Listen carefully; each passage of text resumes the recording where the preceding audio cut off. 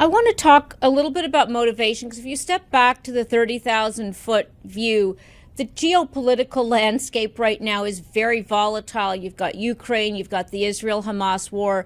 It would seem that both China and the U.S. as major powers would want a stable relationship. Maybe not the friendliest of relationships, maybe not the most open, but they would seem to have, in some ways, overlapping interests with regard to at least keeping that particular link stable. You don't think that's the case? Well, that should be the case. And that's what we want to be the case. But we got to remember that China greenlighted Russia's invasion of Ukraine. We can see that from their 5,300-word joint statement declaring their no limits partnership just 20 days before Russia invaded Ukraine. We know that China's been fully supporting the Russian war effort.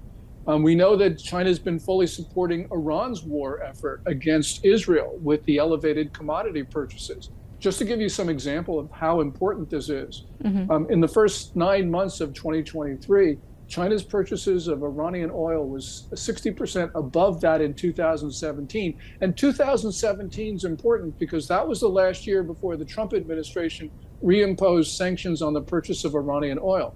And we know that the Chinese diplomats have been providing cover for Hamas. So China is destabilizing the Middle East. And also, if that weren't bad enough, China and Russia have been fueling insurgencies in North Africa that look like wars. So China's been an arsonist. And, you know, I totally agree with you. It's in China's interest to have a stable world. But unfortunately, China is the one that is destabilizing the international system right now.